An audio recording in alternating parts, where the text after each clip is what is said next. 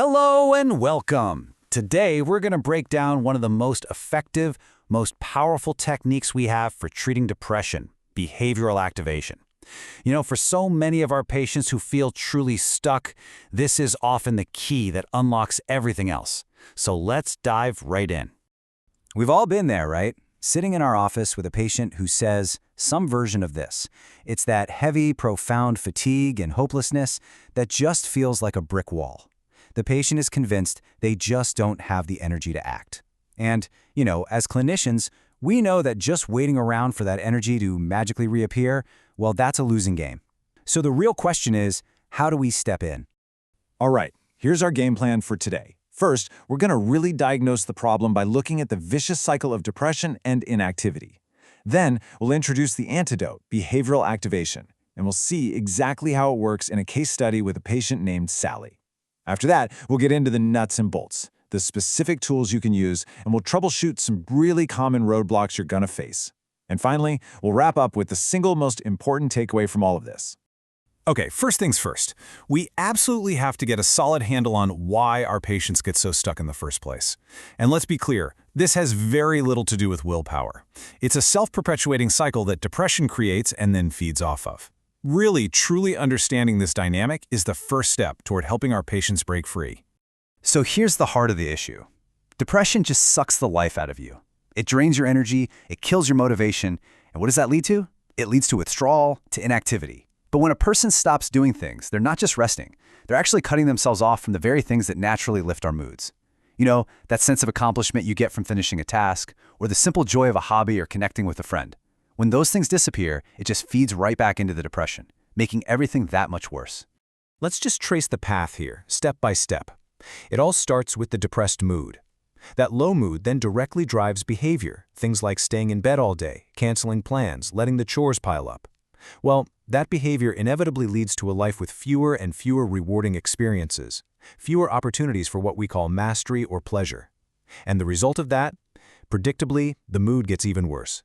You can see how one step just tumbles right into the next, locking the person in this downward spiral. So what's the fuel that keeps this whole engine running? It's these, the automatic thoughts. These are the little whispers, or sometimes shouts, of depression. They pop up before, during, and after any potential activity, and they get in the way. They stop a person from even starting something, and if they do manage to get going, these thoughts just rob them of any potential satisfaction. These cognitions, these are our primary targets in therapy. Okay, so if that's the problem, what on earth is the solution?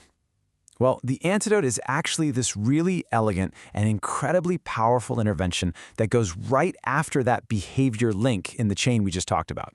It's called behavioral activation, or BA for short.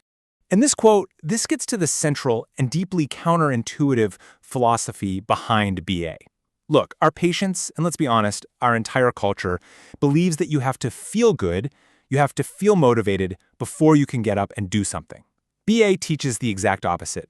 We say action has to come first. The feelings, the motivation, the sense of improvement, they follow the behavior. They don't lead it. So, here's the crucial point. Our goal in therapy is to work collaboratively with the patient to systematically schedule activities back into their life. And we're being very strategic here. We are specifically targeting two types of activities that depression has completely stripped away. First, mastery activities. These are the things that give us a sense of accomplishment. And second, pleasure activities, the things that are just plain enjoyable. A healthy, balanced life has a good mix of both. Now, theory is one thing, but let's see what this actually looks like in the therapy room. It's much easier to grasp when you see it in action. So we're going to follow a session with a patient named Sally to see how we can take these concepts and turn them into concrete clinical practice. And here we have Sally's presenting problem. This is such a classic combination, isn't it? There's a genuine, authentic desire for connection, but it's paired with that overwhelming fatigue and inertia that comes with depression. And notice how she states her belief, I don't have the energy. She says it like it's a solid, unchangeable fact. And this is the pivot point. This is the key therapeutic move. Instead of just accepting the patient's statement as a fact, the therapist reframes it. The idea, I don't have the energy, is suddenly transformed from a fact into a hypothesis, a prediction that we can actually test. And that simple shift, it opens the door to doing a behavioral experiment, which is really the heart and soul of CBT. So by probing just a little bit, gently, the therapist discovers something important. That lack of energy, it's not the whole story. It's not even the main barrier. Underneath it, there's a much more powerful automatic thought, a deep fear of rejection. That's what's really stopping her. And now that we've brought that thought out into the open, we can examine it and test its validity, just like we did with the first one. Now, this step is absolutely critical, and it's so easy to overlook. We have to explicitly teach our patients to give themselves credit. Look, when someone is depressed, a seemingly simple act like calling a friend can feel like climbing Mount Everest. It takes immense effort to overcome that inertia. But from their perspective, it doesn't feel like a big accomplishment. So we have to help them recalibrate and see that, yes, given the circumstances, you absolutely deserve credit for that effort. It's crucial for rebuilding that sense of self-efficacy. Okay, so let's shift gears and get into the practical nuts and bolts tools that we use to implement BA. And these aren't just a bunch of worksheets, okay? Think of them as instruments for structuring our experiments, for gathering data, and for making progress visible, both to us and, more importantly, to the patient. For a patient who is severely inactive, their day could feel like this huge, formless, overwhelming void. The activity chart is our way of giving it some shape, some structure. We work together with the patient to start filling in the day, hour by hour, with small, totally manageable tasks. And notice, we are not scheduling a marathon here. It's kitchen cleanup for 10 minutes. The whole goal is to just break that pattern of passivity with these short, achievable bursts of activity, balanced with plenty of rest. Depressive thinking is so often all or nothing, right? It's black and white. An activity was either amazing or it was completely pointless. These rating scales are what help our patients start to see the shades of gray. The key is that we anchor the scale with their own personal experiences, from a 0 to a 10.